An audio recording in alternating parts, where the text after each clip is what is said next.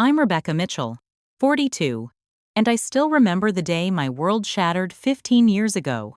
My sister Allison handed me her 5-year-old son Tyler, tears streaming down her face as she told me he was dying of leukemia.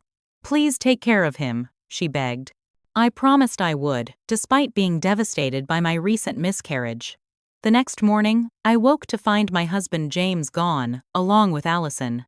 A note on the kitchen counter revealed the truth. They'd been having an affair for months. They abandoned Tyler with me, fleeing to start a new life together. If you've ever experienced betrayal from someone you trusted completely, you know that hollow feeling in your chest that never quite goes away. Before I continue this story that changed my entire life, I'd love to know where you're watching from. Drop your location in the comments so I can see how far this family drama has traveled.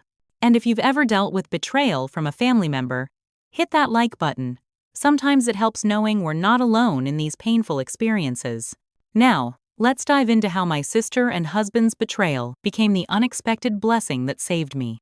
Growing up, Allison was always the golden child. 2 years younger than me, she was prettier, more outgoing, and knew exactly how to charm our parents. I was the responsible one, the planner, the caretaker. We shared a bedroom until I was 14, and I still remember the countless nights I'd help her with homework or listen to her boy troubles while she sprawled across my carefully made bed. It wasn't that I resented her exactly. That's what big sisters do, right? But there was a pattern I didn't recognize until much later. Anything I loved, Allison wanted. My favorite sweater would mysteriously migrate to her closet. The boy I mentioned liking would suddenly be receiving handwritten notes from her. Even my college choice became hers 2 years later, despite her previously expressing zero interest in that school. I was 22 when I met James at a mutual friend's barbecue. He was different from anyone I dated before, tall, thoughtful, with this quiet confidence that drew me in immediately. He was finishing his MBA and had plans to start his own financial consulting business. Our connection was instant. We talked until everyone else had left, sitting on the deck under string lights until our friend pointedly started cleaning up around us. Our romance moved quickly. Within 6 months, we were engaged, and we married just after my 23rd birthday. Allison was my maid of honor, of course. I remember how stunning she looked in her bridesmaid dress, turning heads even on my wedding day. But I was too happy to care. James looked at me like I was the only woman in the world. The first few years of marriage were everything I dreamed of. We bought a modest house that I poured my heart into decorating. James's business was growing steadily. We started trying for a baby after our 2nd anniversary, both eager to start a family. That's when things got hard. I got pregnant easily enough, but at 11 weeks, I started bleeding. The doctor called it a chemical pregnancy, like that somehow made the loss less real. James held me while I cried, promising we'd try again when I was ready. We did try again. And again. 3 miscarriages in 4 years. Each one chipped away at something inside me, but the 3rd one nearly broke me. I was almost 5 months along a baby boy. We had started decorating the nursery. I'd felt him kick. When the cramping started in the middle of the night, I knew immediately something was terribly wrong. James drove me to the emergency room, but it was too late. While I was struggling with infertility and loss, Allison's life was following its own complicated path. She'd gotten pregnant after a brief relationship with a guy she met at a concert. He disappeared as soon as she told him about the baby. True to form, our parents were much more supportive of her single motherhood than they would have been if it had been me in the same situation. They helped her financially until Tyler was born, but then our dad had his first heart attack, and their focus shifted. That's when Allison started calling me more frequently, needing money for rent, for Tyler's daycare, for unexpected car repairs. James and I always helped.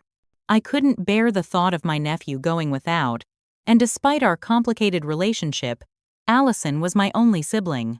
With our parents now both gone, dad from his 2nd heart attack when Tyler was 2, mom from breast cancer just a year later, it felt like we only had each other. Tyler was 4 when Allison brought him for a weekend visit, about 3 weeks after my 3rd miscarriage. I was still physically recovering, still taking the hormones that made my emotions swing wildly. James had been distant, working late, canceling our therapy appointment twice in a row. I assumed he was struggling with the loss too, in his own way. I remember that weekend so clearly now, all the signs I missed. Allison was unusually helpful, cooking dinner both nights and cleaning up without being asked. James suddenly became animated when she was in the room, the somber mood he'd been carrying lifting instantly. I caught them whispering in the kitchen once, but they jumped apart when I entered, Allison quickly explaining she was asking James about investment advice. The most vivid memory is our final dinner together. Tyler had fallen asleep on the couch after spending the afternoon playing with the train set James had bought him. Allison opened a second bottle of wine, something expensive James had been saving. They kept exchanging glances when they thought I wasn't looking. At one point, Allison asked about my therapy sessions, how I was coping with the loss. I broke down, sharing my deepest fears that I might never be able to carry a child to term. James sat silently while Allison reached across the table, squeezing my hand with tears in her eyes. "You deserve to be happy, Becca," she said, "more than anyone I know." The irony of those words would haunt me for years. The next morning, Allison woke me early. She was dressed, her overnight bag packed. Tyler stood beside her, looking confused and sleepy in his Spider-Man pajamas. "I need to talk to you," she said, her voice breaking. "It's about Tyler." Allison told me Tyler had leukemia. She'd been hiding it from the family, trying different treatments, but nothing was working. The doctors gave him 6 months, maybe a year. She couldn't bear to watch him suffer anymore. She needed time to process, to grieve in her own way. Would I please take care of him for a few days while she sorted things out? I was shocked, horrified, heartbroken. I hugged Tyler tightly as Allison explained she'd be back soon, that he should be good for Aunt Rebecca. He seemed confused, but didn't cry. Maybe he was used to his mother's erratic behavior by then. I promised Allison I'd take the best possible care of him, despite my own raw grief. She thanked me, hugged Tyler one last time, and left. The house felt strangely quiet after she drove away. Tyler asked for pancakes, and I went through the motions of making breakfast, my mind reeling with this new tragedy. James was nowhere to be found, but that wasn't unusual for a Sunday morning. He often went for long runs or to his office to catch up on work. It wasn't until I went to our bedroom to change that I noticed his dresser drawers partially open, key items missing. His favorite shirts, the watch his grandfather had given him. The framed photo of his parents was gone from the nightstand, though the one of us on our honeymoon remained. A cold dread filled my stomach as I rushed to check our closet. His suitcase was gone. So was his passport from the fireproof box where we kept our important documents. I called his cell phone with shaking hands. It went straight to voicemail. I called again, and again. That's when I found the note in the kitchen, placed under the fruit bowl where I'd be sure to see it. "Rebecca, I'm sorry to do this to you, but I can't live a lie anymore. I never loved you the way you deserve. The way I love Allison. We've been seeing each other for months. I know this will hurt you deeply, and I hate myself for causing you this pain after everything you've been through. But staying would only hurt you more in the long run. We've gone away together to start over. Please don't try to find us. I've left the house and most of our assets. I hope someday you can forgive me, though I know I don't deserve it. James." I sank to the kitchen floor, the note crumpling in my fist. The betrayal was so complete, so carefully orchestrated, that I couldn't process it. My husband and my sister, my only remaining family besides Tyler. The two people I trusted most in the world had been lying to me, betraying me, planning this exit together while watching me grieve another lost child. And they'd left me with a dying boy. I don't remember much of that day. I know Tyler found me on the kitchen floor, asking in his small voice if I was okay. I know I pulled myself together enough to make him lunch, to put on a movie for him. I remember calling James's parents, who were as shocked and horrified as I was. They promised to come over the next day to help. That night, after Tyler was asleep in our guest room, I checked my bank accounts. Our joint savings was empty. The checking account had just enough to cover the next mortgage payment. James had taken nearly everything, leaving me with a dying child and financial ruin. The next morning, I took Tyler to his pediatrician. I needed to understand exactly what we were dealing with, what treatments he was on, how much time he had left. The doctor reviewed Tyler's records, examined him, then looked at me with confusion. "Mrs. Mitchell, Tyler is anemic, but it's mild. There's absolutely no indication of leukemia here." I stared at him. "That's not possible. His mother told me he was dying. That he had 6 months." The doctor shook his head slowly. "I can run more tests if you'd like, but I've been Tyler's doctor since he was born. He's never had leukemia or any form of cancer. He's a healthy little boy with a slight iron deficiency. We've had him on supplements for it." The rage that filled me then was unlike anything I'd ever experienced. Not only had my sister stolen my husband and emptied my bank accounts, but she'd also lied about her own son's health as part of their escape plan. She'd used my recent loss, my raw maternal grief, to manipulate me into taking her son so she could run off with my husband. The next few months were a blur of pain, rage, and bureaucratic nightmares. Divorce papers arrived from a lawyer in another state, James relinquishing any claim to our marital assets but also any responsibility for Tyler. I learned Allison had legally signed over temporary guardianship of Tyler to me before they left, with an option for adoption if she didn't return within 6 months. They'd planned every detail. I sold our house. I couldn't stand to live there anyway with the memories haunting every room. I found a smaller place, more affordable on just my income. I fought through my depression for Tyler's sake, finding a therapist who specialized in betrayal trauma. I went back to work at the interior design firm where I'd worked before marrying James, grateful they were willing to take me back. Tyler and I both struggled that first year. He had nightmares, calling out for his mother. He acted out at kindergarten, picking fights with other children. When he asked where his mom was, I couldn't bring myself to tell him the full truth. I said she was sick and needed to get special treatment far away. It wasn't entirely a lie she was sick, just not in the way he thought. The community's response was mixed. Some friends rallied around us, bringing meals, offering to babysit, checking in regularly. Others distanced themselves, uncomfortable with the messy reality of our situation, or perhaps secretly judging me for whatever they imagined I'd done to drive my husband to my sister. The gossip was inevitable in our small town. I learned to hold my head high, to focus on Tyler and our new life together.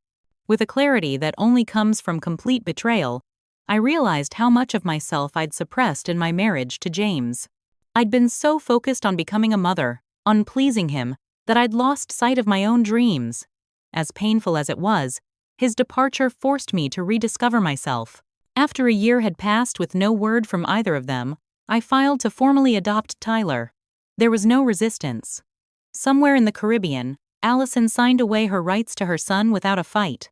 I wondered sometimes if she ever thought about him, if she missed him, if James ever thought about the child he'd helped abandon. But mostly, I focused on building our new life one day at a time. If you're still with me through this painful part of my story, thank you for listening. Sometimes I still can't believe how quickly my life changed that day. Have you ever experienced a moment when your entire reality shifted in an instant? Share your thoughts in the comments. Now, let me tell you how Tyler and I began to build something beautiful from the ashes they left behind. The first year after the betrayal was about survival. The second year was about healing. The third year was when Tyler and I truly began to build our new life together. By then, Tyler had stopped asking when his mother was coming back. Instead, he started calling me Mom occasionally, testing it out cautiously as if afraid I might correct him. The first time it happened, we were baking cookies together for his class Valentine's Day party. He asked, "Mom, can I lick the spoon?" So naturally that neither of us remarked on it. But that night, after he was asleep, I cried tears of both sadness and joy. Sadness for what he'd lost, joy for the bond we'd formed. I enrolled Tyler in therapy with a child psychologist who specialized in abandonment issues. Dr. Levine helped him process his feelings in age-appropriate ways through play therapy and art. She also counseled me on how to answer his inevitable questions truthfully without burdening him with adult complexities. "Where did my mom go?" he asked one night when he was 7. Following Dr. Levine's guidance, I sat with him on his bed, holding his small hand in mine. "Your mom and my husband James decided they wanted to be together, and they went away. It wasn't because of anything you did. Adults sometimes make choices that hurt other people, even people they love. It was wrong of them to leave the way they did, but I'm so grateful that you and I have each other now. But why didn't she take me with her? His voice was so small it broke my heart. I don't know, sweetheart. I think maybe she knew how much I would love you and take care of you. And she was right about that. I love you more than anything in the world. He thought about this for a while. Do you think she'll ever come back? I don't know, I answered honestly. But no matter what, you and I are family now. Nothing will change that. As Tyler grew, so did I. I threw myself into my career with a passion I hadn't felt before. After 2 years back at my old firm, I took the leap and started my own interior design business. I specialized in creating healing spaces for people going through major life transitions, divorce, grief, blending families. My personal experience gave me insight that clients appreciated, and word of mouth helped my business grow steadily. Our little house became a true home. Tyler's basketball trophies lined the shelves alongside my design awards. His growth chart marked the kitchen doorway. We planted a garden together each spring, harvesting tomatoes and zucchini in the summer. We created new holiday traditions, camping on Memorial Day weekend, watching fireworks from the town pier on July 4th, making homemade pizzas every Friday night. When Tyler was 9, I started dating again cautiously, but it was time. There had been a few coffee dates over the years that went nowhere. But Malcolm was different. We met at a client's housewarming party. He was my client's brother, visiting from Seattle. He was divorced with a daughter, Emily, a year younger than Tyler. He understood the complexities of single parenthood in a way others hadn't. Our relationship developed slowly. Malcolm lived 3 hours away, so we started with long phone conversations after the kids were in bed. When we did see each other, we included Tyler and Emily in our activities, building connections as a foursome before Malcolm and I ever went on a proper date alone. The first time he kissed me, after a day at the zoo with the kids running ahead of us, I felt a hope I thought had died with James's betrayal. Malcolm was patient with my trust issues, understanding when I needed reassurance or space. He never pushed for more than I could give, content to let our relationship unfold at its own pace.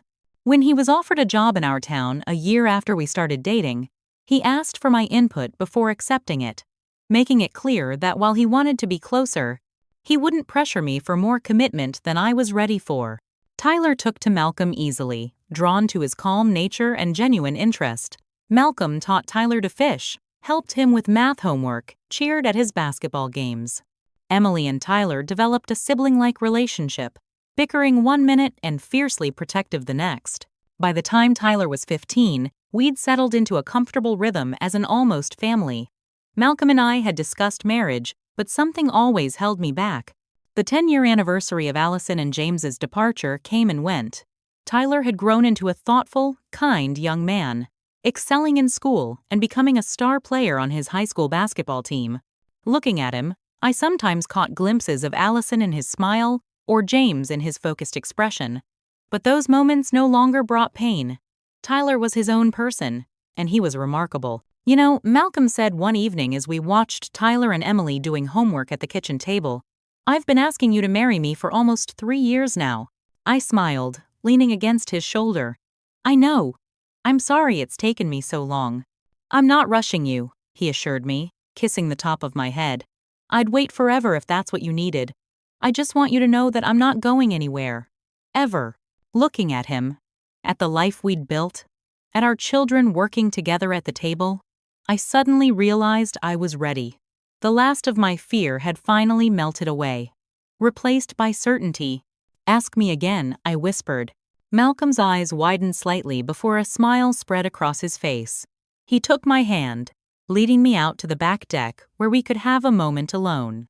Under the same kind of string lights that had illuminated my first conversation with James a lifetime ago, Malcolm knelt and pulled out the ring box he'd apparently been carrying for years. "Rebecca Mitchell, will you marry me?" "Yes," I said, tears of joy streaming down my face. "Yes, I will." We told the kids over ice cream sundaes. Tyler hugged me tightly, whispering, "I'm so happy for you, Mom." Emily immediately started planning her bridesmaid dress. We set a date for the following spring, wanting to give ourselves time to plan a perfect, intimate ceremony. I thought, finally, that all the pain was behind us. I couldn't have been more wrong. I know many of you watching have had to rebuild after betrayal or loss. If you've found the strength to open your heart again after it was broken, drop a heart in the comments. The hardest part of my story is coming next, when the past I thought I'd finally escaped came crashing back into our lives. The regional basketball championship fell on a Friday night in February, just 2 months before our planned wedding. Tyler, now a junior and the team's starting point guard, had been practicing relentlessly. This was the biggest game of his life. His team hadn't made it to the championship in 8 years, and college scouts would be watching. Malcolm, Emily, and I arrived early to get good seats. Decked out in school colors, a handmade sign rolled up under Emily's arm. The gym filled quickly, the excitement palpable as both teams warmed up.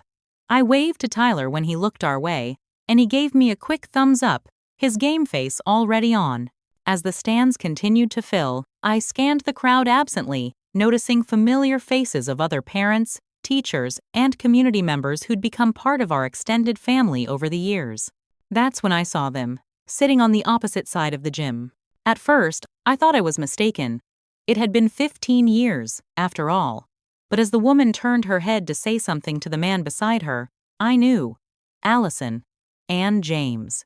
My heart began pounding so hard I could feel it in my throat. Malcolm noticed the change in me immediately. "Becca? What's wrong? You look like you've seen a ghost." In a way, I had. "They're here," I whispered, unable to take my eyes off them. "Allison and James. They're here." Malcolm's hand tightened around mine as he followed my gaze. "Are you sure?" I nodded, already feeling lightheaded. I need air." I stood up abruptly, nearly tripping over the people seated in our row as I made my way to the aisle. Malcolm followed close behind, murmuring apologies to those we disturbed. In the hallway outside the gym, I leaned against the wall, trying to control my breathing. Malcolm stood protectively in front of me, his hands on my shoulders. "Look at me, Becca," he said firmly. "Just breathe. They can't hurt you anymore. They can't hurt Tyler. We won't let them." Why are they here? After 15 years, why now? My voice sounded strange, distant even to my own ears. "I don't know," Malcolm admitted. "But whatever they want, we'll handle it together." I nodded, drawing strength from his steady presence. "Tyler doesn't know who they are. He was only 5 when they left. He won't recognize them. Do you want to leave?" I straightened up, squaring my shoulders. "Absolutely not. This is Tyler's big night. I'm not going to miss it because of them." We returned to our seats just as the game was starting. I couldn't help glancing across the gym periodically, studying the people who had once been the center of my world. Allison looked different, thinner, almost gaunt, her once lustrous hair now dull and cut in a severe bob. James had gained weight, his hairline receding. They sat stiffly beside each other, not touching. None of the intimacy I would have expected from a couple who had thrown away everything to be together. I forced myself to focus on the game, cheering as Tyler made an impressive 3-pointer, then stole the ball for a fast break. By halftime, his team was up by 6 points, but the other team was rallying. The tension in the gym was electric as both teams huddled with their coaches. "I'm going to the restroom," I told Malcolm, needing a moment to collect myself. In the mercifully empty bathroom, I splashed cold water on my face, staring at my reflection. I was no longer the broken woman they had left behind. I had built a beautiful life, raised an amazing son, found love again. Whatever they wanted, they couldn't take that away from me. When I returned to the gym, the second half was just beginning. The game remained close, both teams trading the lead multiple times. With 10 seconds left on the clock, Tyler's team was down by 1 point. The coach called a timeout, drawing up a final play. I held my breath as Tyler took the inbound pass, dribbled down court, and executed a perfect pick and roll with his teammate. 3 seconds. 2. Tyler pulled up for a jump shot from just inside the 3-point line. The buzzer sounded as the ball arced through the air. Nothing but net. The gym erupted. Tyler was mobbed by his teammates, lifted onto their shoulders as the crowd stormed the court. Malcolm, Emily, and I pushed our way through the chaos. finally reaching Tyler as he was set back on his feet. His face flushed with triumph. "You did it!" I hugged him tightly, tears of pride in my eyes. "That was amazing," Emily added, jumping up and down. "Great shot, buddy," Malcolm said, clapping him on the shoulder. Tyler was breathless, grinning. "Did you see that? Coach said they'd expect me to pass. So He stopped mid-sentence, his eyes focusing on something over my shoulder. I turned, following his gaze, and my heart sank. Allison and James were approaching, pushing their way through the celebrating crowd. 15 years older but unmistakable. Allison's eyes the same shape and color as Tyler's locked on her son's face. James hung slightly behind her, his expression unreadable. I stepped instinctively between Tyler and them, Malcolm moving to my side. But they had reached us now. There was no avoiding this confrontation. "Rebecca," Allison said, her voice huskier than I remembered. "It's been a long time." I didn't respond. Couldn't respond. The noise of the gym seemed to fade away, leaving just the four of us in a bubble of tense silence. "Congratulations," James finally said, addressing Tyler directly. "That was an incredible shot." Tyler looked confused, glancing between me and these strangers who seemed to know us. "Thanks," he said cautiously. "Tyler." I found my voice, keeping it as steady as possible. "These are old family friends. They knew you when you were very young." "Oh." Tyler nodded politely, still clearly puzzled. "Nice to see you again." Allison's eyes filled with tears. "He looks so much like you, James," she whispered. Then immediately looked horrified, as if she hadn't meant to say it aloud. I saw the exact moment realization dawned in Tyler's eyes, his expression shifting from confusion to shock as he looked more closely at James's face, then at Allison's. Seeing the similarities he shared with both of them. "Mom?" His voice broke as he turned to me, the question clear in his eyes. I nodded slightly, my heart breaking for him. "We should talk about this at home, Tyler." "Actually," Malcolm interjected, his voice calm but firm. "Tyler's teammates are waiting for him to join them for the celebration dinner." He turned to Tyler. "Why don't you go with your team? We can talk about everything when you get home." Tyler hesitated, clearly torn. "Go," I encouraged him, squeezing his arm. "This is your night. You earned it. We'll be waiting when you get back." After Tyler reluctantly joined his celebrating teammates, I turned to Allison and James. "We're not doing this here. If you want to talk, we'll meet you at Mercer's Cafe in 30 minutes. Without waiting for their response, I took Malcolm's hand and we walked away, Emily trailing behind us, full of questions I wasn't ready to answer. At the cafe, sitting across from the people who had shattered my world, I finally asked the question that had been burning in my throat since I saw them in the gym. "Why are you here? After 15 years, why now?" Allison looked down at her hands, thinner and more veined than I remembered. "I'm sick, Rebecca. Stage 4, pancreatic cancer. The doctors give me 6 months, maybe less." I almost laughed at the bitter irony. Another illness, another life-changing moment. And you expect me to believe that? After you lied about Tyler having leukemia? James winced visibly. "She's telling the truth this time. We can show you the medical records." "We came back because," Allison paused, her voice breaking, "because I wanted to see my son one more time before I die. I wanted to try to make amends, if that's even possible." I studied her face, noting the yellowish tint to her skin, the way her clothes hung on her frame. Maybe she was telling the truth this time. It didn't matter. "Tyler is my son," I said, my voice low but firm. "You gave up the right to call him yours when you abandoned him to run off with my husband." "I know," Allison whispered. "I know we did something unforgivable." "We were miserable almost immediately," James added, not meeting my eyes. "What we did to you? To Tyler, it haunted us." Allison wanted to come back after the first year, but we were too ashamed, too afraid of the consequences. "So instead you let him believe his mother was dead? Let him suffer years of abandonment issues and nightmares?" My voice rose despite my efforts to stay calm. Malcolm placed a steadying hand on my arm. "What exactly do you want now?" he asked them directly. Allison looked up, her eyes pleading. "Just to meet him, to talk to him, to explain. If he'll listen. I don't expect forgiveness. I just want him to know I never stopped loving him. I nearly choked on the rage that surged through me. Love?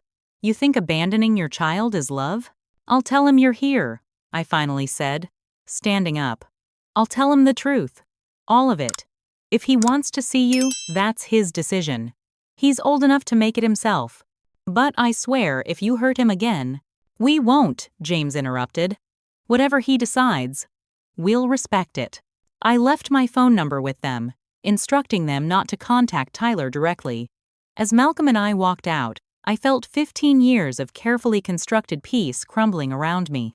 How am I going to tell him? I whispered as we got into the car. Malcolm took my hand. The same way you've handled everything else. With honesty, with love, and together. We drove home in silence, waiting for Tyler to return from his team dinner, knowing that everything was about to change again. I never expected to see my sister and ex-husband again, especially not on what should have been one of the happiest nights of Tyler's life. If you've ever had to explain a painful family secret to someone you love, you know how difficult this conversation was going to be. Share your thoughts or similar experiences in the comments. Now, let me tell you about the hardest conversation I've ever had with my son. Tyler came home from the team celebration just after midnight, still riding high on his game-winning shot. The moment he saw Malcolm and me waiting in the living room, his smile faded. "They're my biological parents, aren't they?" he asked without preamble. "That man is my father, and that woman is my mother. My real mother." I patted the spot beside me on the couch. "Come sit, Tyler. We need to talk." Emily had gone to sleep at her friend's house for the night, giving us the privacy we needed. Malcolm offered to leave too, but Tyler asked him to stay. "Your family too," he said simply. I took a deep breath and told Tyler everything. How Allison and James had been having an affair behind my back. How they'd planned their escape, using the lie about his leukemia to leave him with me. How I discovered he wasn't sick at all, but they were already gone. How they'd emptied the bank accounts and disappeared without a trace. How I'd legally adopted him after they'd been gone for a year. All those years I thought my mother was sick, maybe dead, Tyler said, his voice hollow. She just didn't want me anymore. I can't explain why they did what they did, I said softly. I only know that their decision gave me the greatest gift of my life. You. Why are they back now? He asked. I hesitated, then decided on complete honesty. Allison says she has pancreatic cancer. Stage 4. She wanted to see you before. I couldn't finish the sentence. Tyler was silent for a long time, staring at his hands. So my whole life has been a lie. No, Tyler. I reached for his hand, but he pulled away. Our life together has been real. Every moment. Every memory. But you're not my real mother. He stood suddenly, anger flashing in his eyes. You never told me the truth. You let me think she was dead. I never said she was dead. I protested weakly. I said she was gone. That she was sick. Same thing. You never told me my father was your husband, that my mother was your sister. Do you know how messed up that is? His voice broke. My entire existence is built on lies and betrayal. Malcolm spoke up gently. Tyler, your mom Rebecca protected you the best way she knew how. She made sure you always felt loved and secure. Don't call her my mom, Tyler snapped. She's not my mother. She just took me in because she felt sorry for me. Because she couldn't have kids of her own. The words cut deeper than any knife. I couldn't stop the tears that spilled down my cheeks. That's not true, Tyler. I love you as my son. I always have. I need to process this, he said, backing toward the stairs. I need to be alone. He ran upstairs, his bedroom door slamming a moment later. I collapsed against Malcolm, sobs racking my body. He hates me, I whispered. After everything, he hates me. He doesn't hate you, Malcolm assured me, stroking my hair. He's in shock. Give him time. But time didn't seem to help. Tyler barely spoke to me over the next few days, leaving for school early and staying late for basketball practice. When he was home, he shut himself in his room. Our once close relationship had shattered overnight. A week after the championship game, Tyler announced at dinner that he wanted to meet with Allison and James. Are you sure? I asked, trying to hide my hurt. You don't have to if you're not ready. I have questions only they can answer, he said, not meeting my eyes. I'll set it up, I promised. Would you like me to come with you? No. His response was immediate and firm. I want to talk to them alone. I arranged for Tyler to meet Allison and James at a neutral location, a quiet restaurant where they could have privacy. He came home 3 hours later, his expression unreadable. How did it go? I asked cautiously. Fine. He headed straight for the stairs. Tyler, please talk to me. He paused, his back to me. She says they left because you were controlling. That you always tried to run everyone's life. That you were obsessed with having a baby and fell apart when you couldn't have one. The accusation knocked the breath from my lungs. That's not true. She says you manipulated her into leaving Tyler with you. That you threatened to report her for neglect if she didn't. Tyler, that's a complete lie. She told me you were dying of leukemia. She abandoned you. He turned to face me, his expression conflicted. She says she was young and scared. That James convinced her it was better for me to have stability. She says she's regretted it every day since. I could see Allison's manipulation working on him, creating doubt, rewriting history. Tyler, I have the medical records. I have the guardianship papers she signed. I can prove what really happened. He shrugged. I'm seeing them again tomorrow. The next few weeks were a nightmare. Tyler began spending more and more time with Allison and James. He came home with stories about their travels, about how they'd lived in Spain for 3 years, in Brazil for 2, about how Allison had tried to contact him multiple times but I had prevented it. That's not true, I insisted when he repeated this lie. There were never any calls, any letters, any attempts to contact us. Maybe you just didn't tell me about them, he countered. I showed him the adoption papers, the medical records proving there had never been any leukemia diagnosis, but I could see the doubt in his eyes. Allison had always been charming, convincing. She was working her manipulation on Tyler just as she had on everyone her entire life. Malcolm was my rock through all of this, steadfast in his support. We postponed the wedding indefinitely, both knowing we couldn't celebrate while our family was in such turmoil. The worst fight came after Tyler spent an entire Saturday with Allison. He came home and announced, I want to get to know my real mom before she dies. I'm going to stay with them for a while. Absolutely not, I said, fear gripping my heart. Tyler, you don't know these people. She's my mother. She gave birth to me. And then she abandoned you. She lied about you being terminally ill so she could run off with my husband. People make mistakes, he shouted. She was young and scared. She deserves a second chance. Tyler, please, I begged. Don't do this. Don't throw away everything we've built together because of her manipulation. You're just jealous because she's my real mother and you couldn't have children of your own. I recoiled as if he'd slapped me. That's enough, Malcolm intervened, his voice stern. You will not speak to your mother that way. She's not my mother, Tyler yelled, then ran upstairs. Later that night, I heard him on the phone, his voice low. I stood outside his door, my heart breaking as I heard him say, I know, Mom. I'll figure it out. I want to be there for you too. Mom. He was calling Allison Mom now. I retreated to my bedroom, curling up on the bed. Malcolm sat beside me, stroking my hair. He'll come around, he promised. This is new and confusing for him. Once the novelty wears off, he'll remember who was really there for him all these years. I wanted to believe him, but the fear that I was losing Tyler consumed me. The only bright spot came from an unexpected source.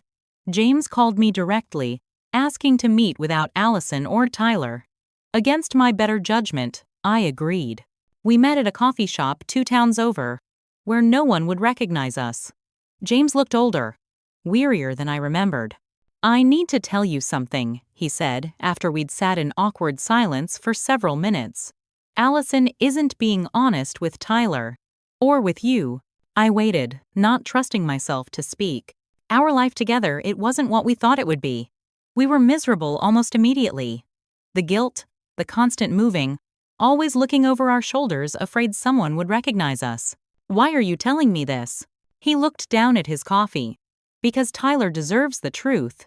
And because I can see him pulling away from you, and it's wrong. You were a better parent to him than either of us could ever have been. Then why don't you tell him that? I challenged. I have tried. But Allison, he trailed off. She's convinced herself of a different narrative. That we were forced into our choices. That you were the villain of our story. And you let her believe that? You let her feed those lies to Tyler? James had the decency to look ashamed. I'm telling you now because I think Tyler is starting to see inconsistencies in her stories. He asked me some pointed questions yesterday, things that made me think he's not entirely buying her version of events. I left that meeting feeling slightly more hopeful, but still terrified of losing the son I had raised and loved for 15 years. The breakthrough came from Tyler himself. I came home from work one afternoon to find him sitting in the kitchen, a stack of papers in front of him. As I approached, I realized they were old photographs and letters he'd found in James's apartment. Did you know about these? He asked, his voice tight. I looked through the photos. Allison with different men, none of them James. Letters from creditors addressed to both of them from all over the world. No, I answered honestly. What are they? Evidence that everything she told me was a lie, Tyler said quietly. There are photos here dated during times she said they were living happily in Italy. But she's in Mexico, with some other guy. There are letters from people they scammed money from. Medical records showing she was diagnosed with Munchausen syndrome 5 years ago. I sat heavily in the chair across from him. Where did you find these? In a locked drawer at their apartment. James left the key out by accident. Tyler looked up at me, his eyes filled with tears. She's not dying, is she? I reached across the table to take his hand, relieved when he didn't pull away. I don't know, Tyler. She might be. Or it might be another manipulation. He nodded slowly. I need to talk to James alone. I need the whole truth. 2 days later, Tyler came home from school and walked straight into my office where I was working on a design project. Without a word, he wrapped his arms around me in a fierce hug. I'm sorry, he whispered. I'm so sorry, Mom. I held him tightly, feeling like I could breathe properly for the first time in weeks. What happened? I talked to James. He told me everything. How miserable their life together has been. How they moved constantly, running from debts. How Allison cheated on him multiple times. How she's been manipulating everyone around her their entire relationship. He pulled back to look at me, his eyes red from crying. He showed me proof that she's not dying. The hospital records are fake. She made them up, just like she made up my leukemia. I guided him to the couch in my office, keeping my arm around him. I'm so sorry, Tyler. I wish you hadn't had to learn all this. No. He shook his head firmly. I needed to know. I needed to understand what kind of people they really are. He took a shaky breath. You're my mom. You've always been my mom. I was an idiot to think otherwise. I pulled him close again, my own tears falling freely. I love you, Tyler. Nothing will ever change that. I love you too, Mom. That night, the 4 of us, Malcolm, Tyler, Emily, and I, had dinner together for the first time in weeks. There was a tentative healing beginning, though I knew Tyler would need time to process everything he'd learned. Malcolm's steady presence provided an anchor for all of us as we began to navigate this new reality. The pain wasn't over, but for the first time since seeing Allison and James in that gymnasium, I felt hope that we would emerge from this stronger than before. If you've ever gone through a period where someone you love pulled away from you, only to find their way back, you know the relief I felt in that moment. The journey through truth and lies can be painful, but it's often necessary. Let me know in the comments if you've experienced something similar. Now, let me tell you how justice finally came for all of us. The weeks following Tyler's realization about Allison's true nature were both painful and healing. He alternated between anger at being manipulated and guilt for having doubted me. I assured him repeatedly that his confusion was natural, that anyone would have questions upon suddenly meeting their biological parents. But I said such horrible things to you. He lamented one evening as we sat on the back deck. The spring air was warm, fireflies beginning to appear in the gathering dusk. You were processing a lot of complicated emotions, I said. I understand that. Understanding doesn't make it right, he replied with a maturity that made my heart swell. You raised me. You were there for every skinned knee, every nightmare, every basketball game. She just showed up when it was convenient for her and tried to rewrite history. I squeezed his hand. What matters is that we found our way back to each other. Tyler had stopped seeing Allison entirely, though he still occasionally met with James, who seemed genuinely remorseful for his part in everything. During one of these meetings, James gave Tyler a box of old photographs and documents. "I think your mom should see these," James had told him. "There are things in here she deserves to know." Tyler brought the box home, and we went through it together one rainy Saturday afternoon. Inside were photographs of Allison with different men in various countries, always looking happy, always wearing expensive clothes and jewelry. There were bank statements showing large deposits followed by immediate withdrawals, hotel receipts, plane tickets, car rental agreements, all pointing to a life of constant movement. Most revealing were the journal entries. Allison had kept sporadic diaries over the years, and James had collected them. Many entries mentioned me, always with jealousy and resentment. "Rebecca always gets everything handed to her," one entry read. "The perfect grades, the perfect job, the perfect husband. She doesn't deserve James. She doesn't deserve anything she has." Another, dated just months before they left. "James says R lost the baby. Good. She doesn't deserve to be a mother. I've seen how Tyler looks at her. Like she hung the moon. He never looks at me that way. Maybe James is right. Maybe we should just take what we want and go." "They planned it," Tyler said quietly, reading over my shoulder. "They deliberately set you up to take me so they could leave without the burden of a child." I couldn't speak past the lump in my throat. All these years, I'd wondered if I could have seen it coming, if I'd missed the signs. Now I knew the betrayal had been even more calculated than I'd imagined. There was more. Medical records showing Allison had been diagnosed with Munchausen syndrome by proxy 3 years earlier, a condition where someone fabricates or induces illness in a dependent for attention. A therapist's notes suggested she had faked or exaggerated Tyler's childhood illnesses for sympathy, culminating in the fictional leukemia that had been part of their escape plan. Most shocking were the copies of emails between Allison and James, just 6 months after they'd left. Allison expressing regret about abandoning Tyler, James convincing her it was better for everyone this way. "I can't believe he kept all this evidence," Tyler said, shaking his head. "I think on some level, James always knew the truth would come out eventually," I replied. "Maybe he kept these things as insurance, or maybe out of guilt." The final item in the box was a letter addressed to me in James's handwriting, dated 3 years after they'd left. It had never been mailed. "Rebecca," it read, "I don't expect your forgiveness, nor do I deserve it. What Allison and I did to you was unforgivable. I want you to know that not a day goes by that I don't regret my choices. Allison is not who I thought she was. Our life together has been one of constant chaos, lies, and manipulation. I stay because I feel responsible for the wreckage we've created. I hope Tyler is thriving under your care. I hope you found happiness despite what we did. You deserved so much better. James." I folded the letter carefully, tucking it back into its envelope. It didn't change anything, didn't erase the pain they'd caused, but it was a confirmation of what I'd always believed. Their great love story had been a fiction, as manufactured as Tyler's leukemia. Armed with this new information, Tyler decided to confront Allison one last time. I was hesitant, but he insisted he needed closure. "I won't go alone," he promised. "James will be there, and I'll meet her in a public place." I reluctantly agreed, and Tyler arranged to meet Allison at a cafe downtown. When he returned, his expression was both troubled and resolved. "She denied everything at first," he told me as we walked around the neighborhood that evening.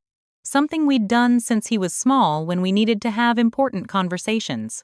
Said James was lying, that the journals were fake, that the medical records were forged." "That sounds like Allison," I said. "She's never been able to accept responsibility for anything." But then she just broke down. Tyler kicked at a stone on the sidewalk, started crying and saying it wasn't her fault, that she'd been abused as a child, that she had mental health issues no one ever helped her with. I sighed. There might be some truth to that. Your grandparents were much harder on her than they were on me in some ways. But at some point, we all have to take responsibility for our own choices. "That's what I told her," Tyler said. I said I was sorry if she'd had a rough childhood, but that didn't give her the right to abandon me or try to turn me against you. Pride swelled in my chest at his maturity. How did she respond to that? She got angry. Started saying horrible things about you again. That's when I knew for sure. He stopped walking, turning to face me. She doesn't love me, Mom. She never did. I was just a prop in her drama, a way to get attention or sympathy. When I didn't serve that purpose anymore, she left me behind without a second thought. I pulled him into a hug. This boy who was now taller than me, whose heart was hurting in ways I couldn't fix. I'm so sorry, Tyler. Don't be, he said, his voice stronger as he pulled back. If she hadn't left me with you, I wouldn't have had the life I've had. The love I've had. Maybe things worked out exactly as they were supposed to. That night, Tyler asked if we could reinstate our Friday night homemade pizza tradition, something that had fallen by the wayside during the turmoil of recent weeks. Malcolm and Emily joined us, and for the first time since Allison and James's return, our home felt like home again. As we cleared the dishes together, Tyler asked, "Do you think we can get back to planning the wedding soon?" I was kind of looking forward to being Malcolm's best man. Malcolm, overhearing as he came in with the last of the plates, broke into a wide smile. "I was hoping you still wanted the job." "Definitely," Tyler nodded.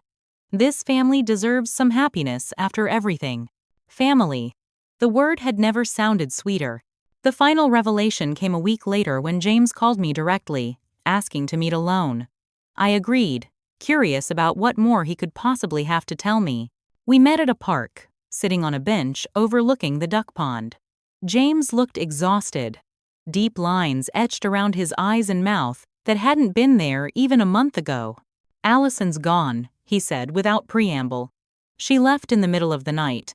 Took most of the cash we had. My car, my credit cards. I wasn't surprised." "Where do you think she went?" He shrugged. "Who knows? She's done this before, usually comes back when she runs out of money or finds someone new to manipulate." He handed me a folder, but before she left, she wrote this. Said to make sure Tyler got it. Inside was a letter addressed to Tyler in Allison's handwriting, along with legal documents relinquishing any remaining parental rights she might claim. "I didn't read the letter," James said. "That's between her and Tyler. But I thought you should know about the legal documents. They're legitimate. I had my lawyer check." "Thank you," I said, surprised to find I meant it. James nodded, staring out at the pond. "I never stopped loving you, you know, even when I was with her. I just got caught in her web. It's not an excuse. There's no excuse for what I did. But I want you to know that." I studied his profile. This man I'd once planned to grow old with. I felt nothing, no anger, no love, no regret, just a peaceful detachment. "I'm happy, James," I said simply. "I have a wonderful life, a son I adore, a man who loves me completely and honestly. I wouldn't trade places with anyone." He smiled sadly. "I'm glad. You deserve that happiness." As I stood to leave, he asked, "Do you think Tyler will ever forgive me?" I considered this. Tyler has a big heart. Give him time. But don't expect too much. Actions have consequences. I took the folder home, uncertain whether to give Tyler the letter. In the end, I decided he was old enough to choose for himself. Allison left, I told him that evening, handing him the folder. "James gave me these for you. There's a letter from her and legal documents permanently terminating her parental rights. It's up to you whether you want to read the letter or not." Tyler took the folder, weighing it in his hands. Then, without opening it, he walked to the fireplace where a small fire was burning against the spring chill. "I don't need to read it," he said, dropping the entire folder into the flames. "I know who my mother is." As we watched the pages curl and blacken, I felt the last of the shadows lift from our home. There would be more challenges ahead. Emily was already anxious about changing schools for her senior year when we all moved in together after the wedding, and Tyler was beginning the college search process, but we would face them together, as a family bound by choice and love rather than merely by blood. The truth had finally set us all free. For those of you who followed this story so far, thank you for witnessing our journey through these difficult revelations. Have you ever discovered that someone in your life wasn't who they pretended to be? Share your experience in the comments below if you feel comfortable. Now, let me tell you how we finally found justice and resolution after 15 years of waiting. The summer after Allison disappeared again was one of healing and new beginnings. Tyler threw himself into basketball training camps and college visits, his confidence returning as the emotional turmoil settled. Malcolm, Emily, Tyler, and I began looking for a new house together, something that would be truly ours rather than an extension of my past or Malcolm's. We thought we'd seen the last of Allison, but we were wrong. It was a warm July evening, about 2 months after she'd left. I was in the backyard, reviewing color swatches for a client's sunroom, when the gate squeaked. I looked up, expecting Malcolm, who had taken Emily shopping for her birthday, but instead found Allison standing there. She looked worse than before. Thinner, hair unwashed, eyes darting nervously. "I need to see Tyler," she said without greeting. I stood, positioning myself between her and the house where Tyler was inside playing video games. "He doesn't want to see you, Allison." "I'm his mother," she insisted, her voice rising. "I have rights." "No, actually, you don't. You signed those rights away, remember? Twice, in fact." Her face contorted with anger. "You've always taken everything from me. Everything I ever wanted. Now you've turned my own son against me." "Tyler made his own decisions after seeing who you really are," I replied, keeping my voice level. "You should leave. Not without seeing my son." She lunged toward the house, but I blocked her path. "He's not your son anymore, Allison. He stopped being your son the day you abandoned him with a lie about terminal cancer." She slapped me hard across the face, the sound cracking through the quiet evening. I staggered back, hand to my cheek, too shocked to respond. "Mom?" Tyler's voice came from the back door. He stood there, eyes wide as he took in the scene. Allison whirled toward him, her demeanor instantly changing from rage to pleading. "Tyler, baby. I've missed you so much. I need to talk to you." Tyler's expression hardened as he noticed my red cheek. He stepped down into the yard, positioning himself beside me. "Did you just hit my mom?" "She's not your mother," Allison screeched. "I am. I gave birth to you." "Giving birth doesn't make someone a mother," Tyler said with remarkable calm. "Love does. Sacrifice does. Being there every single day does." He took my hand, squeezing it gently. "You need to leave. Now." "You ungrateful little." Allison started toward us again, but froze at the sound of a car door slamming in the driveway. A moment later, Malcolm appeared at the gate, quickly assessing the situation. "Is everything okay here?" he asked, moving to stand with Tyler and me. "Everything's fine," I said. "Allison was just leaving. I will not be dismissed from my own son's life." She reached into her purse, pulling out a small canister. With horror, I recognized pepper spray a split second before she aimed it at me. Tyler reacted instantly, knocking her arm upward so the spray discharged harmlessly into the air. Malcolm grabbed her wrist, forcing her to drop the canister. "That's enough," he said firmly. "Leave now, or we're calling the police." "Go ahead," Allison challenged. "I'll tell them how she stole my son, how she's turned him against me." Malcolm already had his phone out, calmly dialing 911. "Yes, hello. We have an intruder at our home who has assaulted a resident and attempted to use pepper spray on her. We need officers immediately." Allison's bravado crumbled at the reality of police involvement. She tried to flee, but Malcolm blocked her path to the gate. "You should wait here for the officers," he said. "Running will only make things worse." The police arrived within minutes. To my surprise, one of the responding officers was Sam Matthews, who had been 2 years behind me in high school and whose living room I had recently redesigned. "Rebecca?" He looked between me and Allison, clearly confused by our resemblance. "What's going on?" I explained the situation as concisely as possible. Tyler corroborated my story, describing how he'd witnessed Allison strike me and attempt to use the pepper spray. Malcolm provided the final pieces, including the fact that Allison had come onto our property uninvited after Tyler had explicitly told her he didn't want contact with her. Allison, meanwhile, spun a tale of maternal rights being violated, of me poisoning her son against her, of just wanting to reconnect with her child. When that didn't seem to be working, she changed tactics, claiming she felt threatened, that she'd acted in self-defense. Officer Matthews wasn't buying it.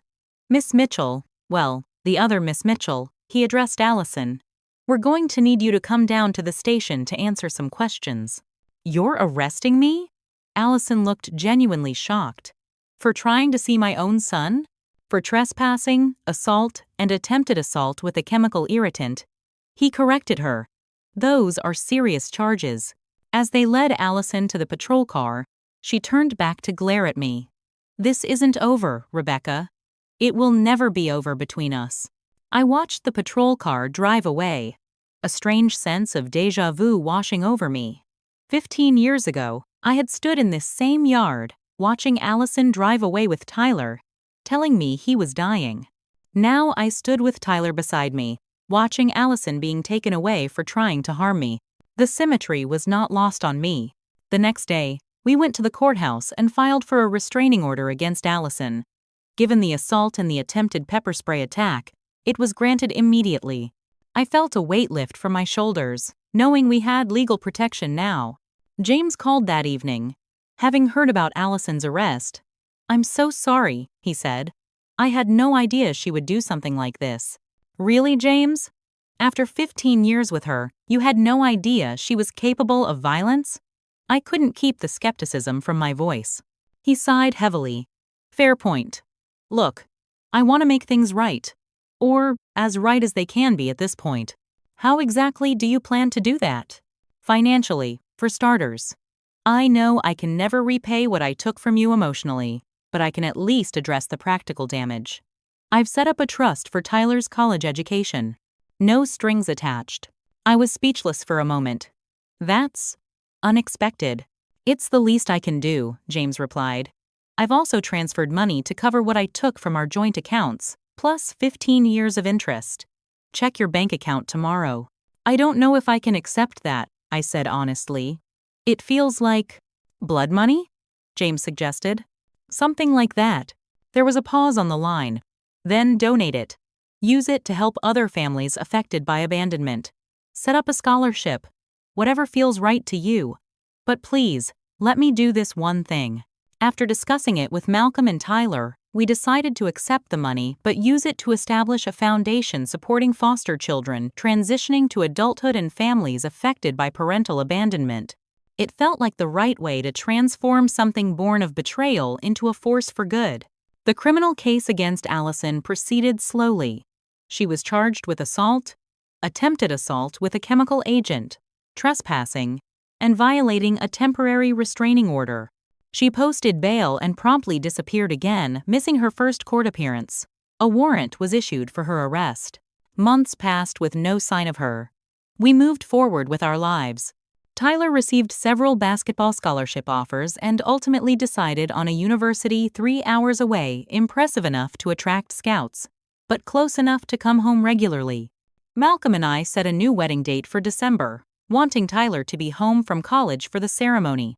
We found a beautiful house with enough space for all of us, including a basement apartment where Tyler could have independence when home from college. I converted the sunroom into a home office for my growing design business, while Malcolm took the den for his financial consulting work. Emily adapted to her new school remarkably well, joining the debate team and making friends quickly. She and Tyler developed the comfortable bickering rapport of true siblings, driving each other crazy one minute and fiercely defending each other the next. In October, just as the leaves were turning, we received news that Allison had been arrested in Florida for credit card fraud and identity theft. The outstanding warrant in our case had popped up during booking, and she would be extradited back to face the charges once the Florida case was resolved. James called to let us know. "I thought you should hear it from me," he said. "I've been cooperating with the prosecutors, providing evidence of her pattern of behavior." "Thank you for letting us know," I said. "How are you doing with all this?" He seemed surprised by the question.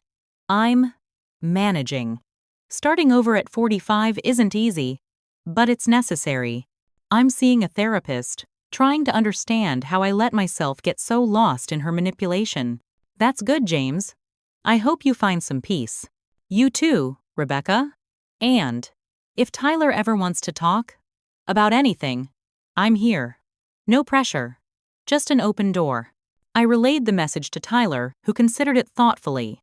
Maybe someday, he said. Not yet, but maybe someday. In November, Allison was brought back to stand trial. The prosecutor offered her a plea deal, guilty to all charges in exchange for a suspended sentence and mandatory psychiatric treatment. To everyone's surprise, she accepted. The judge required her to publicly apologize to us as part of the plea agreement. We sat in the courtroom, Tyler between Malcolm and me, as Allison stood at the defendant's table. I'm sorry for my actions, she recited mechanically. I recognize that I have caused harm to Rebecca Mitchell and to Tyler Mitchell through my behavior. I accept that Tyler has chosen his path, and I will respect the restraining order going forward. There was no real remorse in her voice, no genuine acceptance of responsibility. It was a performance, just like every interaction with Allison had always been. But it was officially recorded, and the restraining order was made permanent. Outside the courthouse, a reporter from the local paper approached us. Mrs. Mitchell, how do you feel about the outcome of today's hearing? I glanced at Tyler, who nodded slightly, letting me know it was okay to speak. We're relieved that this chapter is closing, I said carefully. Our focus now is on moving forward as a family. And Tyler, the reporter turned to him. How has this affected your relationship with your biological mother? Tyler straightened his shoulders. Rebecca Mitchell is my mother in every way that matters. She raised me, loved me, and supported me through everything. Biology is just genetics. Family is about love and choice. His words, broadcast on the evening news and printed in the local paper the next day, were the final public statement on the matter. The community, which had once whispered and speculated about our situation, rallied around us. Tyler's basketball coach organized a fundraiser for our new foundation. Malcolm's clients donated generously. My design clients spread the word, bringing in new business focused on creating healing spaces for families in transition. In December, as planned, Malcolm and I were married in a simple ceremony in our new backyard. Tyler stood proudly as Malcolm's best man, while Emily served as my maid of honor. We kept the guest list small, just close friends and colleagues who had supported us through everything. The justice we received wasn't perfect. Allison never truly acknowledged the depth of her betrayal or the pain she'd caused. James's financial amends couldn't erase 15 years of absence. But we found our own form of resolution, a family built on choice rather than obligation, on honesty rather than manipulation, on love rather than biology. As we toasted our new beginning under strings of twinkling lights, I looked around at the faces of my chosen family and felt a peace I'd never thought possible in the aftermath of such betrayal. The path had been painful, but it had led us exactly where we were meant to be. Have you found that sometimes justice comes in unexpected forms? That resolution isn't always what you imagined it would be? I'd love to hear your thoughts in the comments. If my story has resonated with you, please hit that like button and subscribe to hear more journeys of family, forgiveness, and finding peace after betrayal. The final part of our story coming up shows how we've built our new life in the years since that fateful day. 5 years have passed since Allison and James came back into our lives, upending everything before ultimately strengthening the bonds that truly matter. Today, as I stand in our backyard watching Malcolm adjust his tie in the reflection of the kitchen window, I can hardly believe how far we've come. Our wedding day dawned clear and perfect, the December chill softened by unexpected sunshine. We decorated the yard with white lights and greenery, keeping everything simple and intimate. Just 50 guests, people who had been there for us through the darkness and deserved to share in our light. Tyler looked so handsome in his suit as Malcolm's best man. A young man of 20 now, confident and kind. His sophomore basketball season at university had been spectacular, with scouts from professional development leagues beginning to take notice. More importantly, he'd found his academic passion in psychology, inspired by his own experiences to help others navigate trauma and family complexities. Emily, stunning in her emerald green bridesmaid dress, had blossomed in the years since we'd become a family. Now, a freshman studying environmental science, she had Malcolm's analytical mind and determination. She and Tyler had developed the kind of sibling relationship I'd always wished for with Allison, supportive, occasionally annoying, but fundamentally rooted in love and respect. As Malcolm and I exchanged vows under an arch of winter roses, I felt the completion of a circle. The family I'd always wanted had found me, not through the path I'd expected, but through one marked by both unimaginable pain and unexpected joy. The reception was in full swing when I noticed a figure standing at the edge of our property, partially hidden by the old oak tree. My heart stuttered before I recognized James, not Allison. He made no move to approach, simply raised his hand in a gesture that might have been congratulation or farewell. I nodded once in acknowledgement before turning back to my husband and our guests. When I looked again, James was gone. Later, Tyler told me he'd invited James to come briefly. "I thought you'd want to know," he said. "He just wanted to see that we were happy, then he was leaving town for good." "Are you okay with that?" I asked, studying my son's face. Tyler considered this. "I am. He's not my father, not really, but I don't hate him anymore. That's progress, right?" I hugged him tightly. "That's enormous progress." Our honeymoon was a family affair, 2 weeks in Europe, the four of us exploring London, Paris, and Rome together. Tyler insisted on taking photos of Malcolm and me at every romantic spot, creating an album he presented to us when we returned home. "Every family needs embarrassingly mushy photos of their parents," he declared with a grin. Parents. The word still filled my heart when he used it to describe Malcolm and me. Life settled into a new rhythm after the wedding. Tyler continued excelling at university, coming home for holidays and occasional weekends. He started dating Hannah, a thoughtful art major who reminded me so much of myself at that age, serious, a bit reserved, with unexpected moments of playfulness. The first time he brought her home for Thanksgiving, I watched them together and saw a healthy relationship blooming, free from the manipulation and jealousy that had characterized my sister's relationships. Malcolm's financial consulting business expanded, allowing him to hire 2 associates and focus on the clients he most enjoyed working with. Emily graduated high school with honors and accepted a scholarship to study environmental science, passionate about climate solutions. My interior design business thrived, with a waiting list of clients seeking the healing spaces I'd become known for creating. The foundation we'd established with James's money grew beyond our expectations. The Rebecca Mitchell Foundation for Family Transitions now provided scholarships for foster children, support groups for families affected by abandonment, and resources for single parents.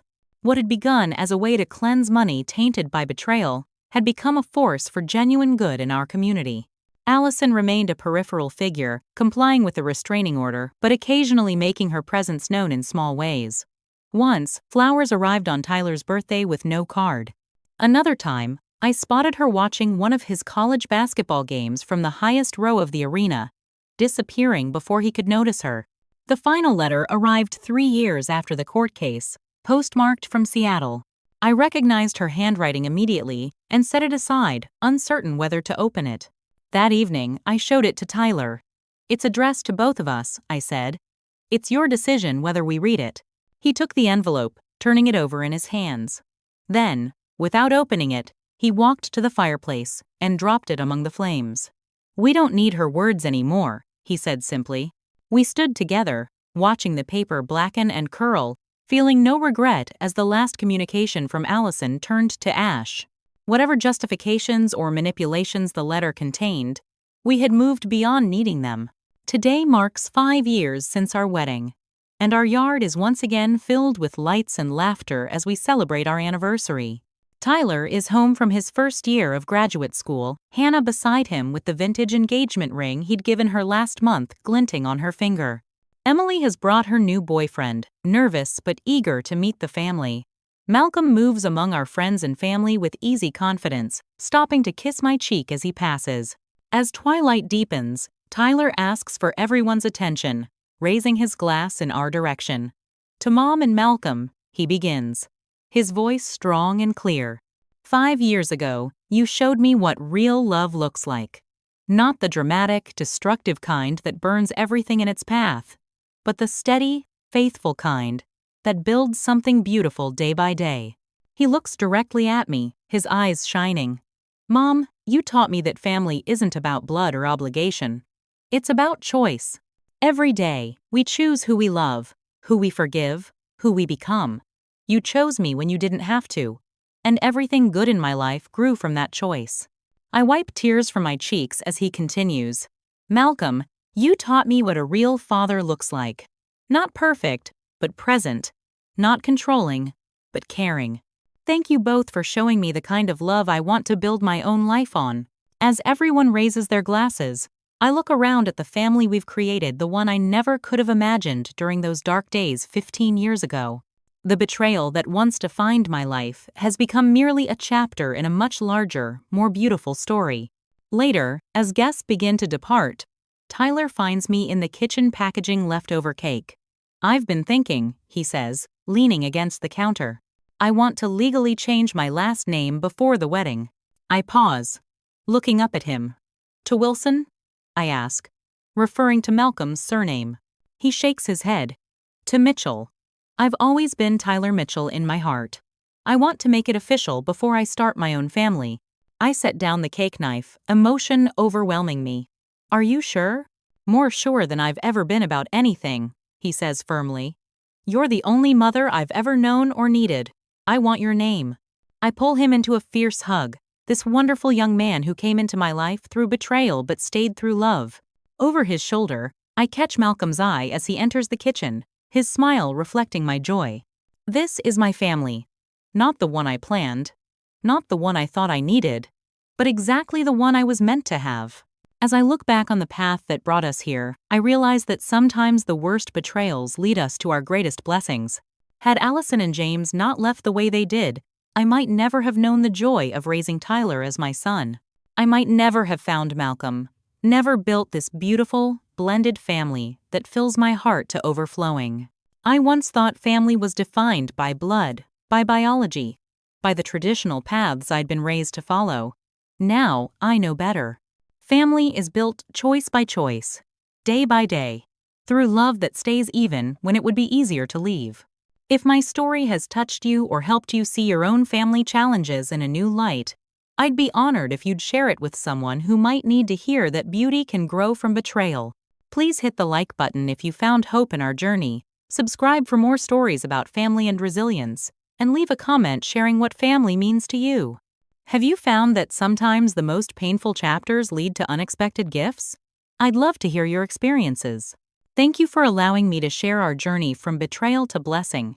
Remember that family is who loves you when it matters most, and sometimes the family we build is stronger than the one we're born into.